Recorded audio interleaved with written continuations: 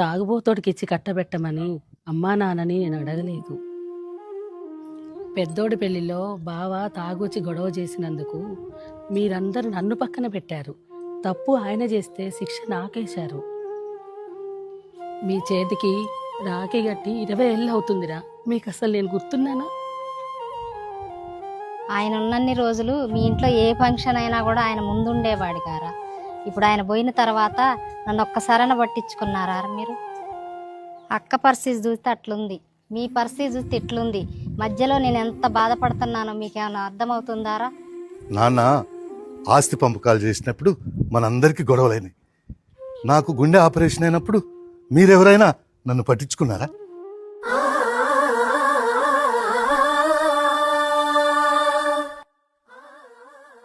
నా పిల్లం గయ్యాలది, అది మన ఇంటికి ఎవరిని రానివ్వదు. సరే, కానీ దాని మీద కోపంతో మీరందరూ మన ఇంటికి రావటం మానేశారు. ఇన్నాళ్ళు ఈ తమ్ముడు ఏమైపోయాడో కూడా పట్టించుకోలేదు. నా బాధ ఎవరికి చెప్పుకోవాలి?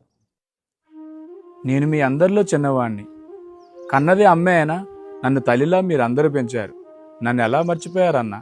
ఎలా మర్చిపోయారక్క? మీ ఇద్దరి పిల్లలకి బాబాయ్ ఉండడం తెలుసా? కనీసం నా పేరైనా తెలుసా?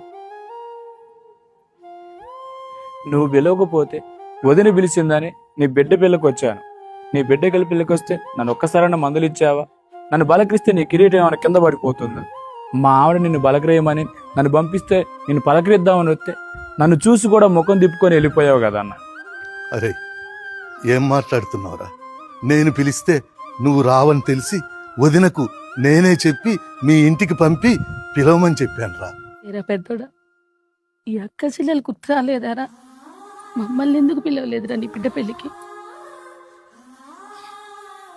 ఎప్పుడో బావతో గొడవ, అప్పుడు వదిలేశారా మమ్మల్ని? మా పరిస్థితి ఎలా ఉంది, మేము ఎలా ఉన్నామని ఒక్కసారైనా చూసారా మమ్మల్ని? ఒక్క గజం భూమి కాడ గొడవ మన మధ్య ఇన్ని గజాల దూరం పెంచింది. నాకు ఆ గజం వద్దన్నా, కావాలంటే ఆ గజం నువ్వే తీసుకో అన్నా.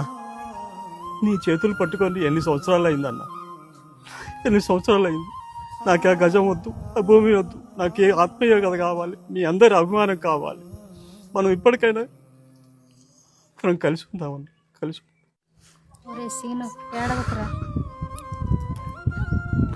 నన్ను క్షమించండి. ఆస్తి పాస్తులే గొప్ప అనుకున్నాను రా. అంతకంటే మనందరం కలిసి ఉండడమే ముఖ్యమని ఇప్పుడే తెలిసిందిరా.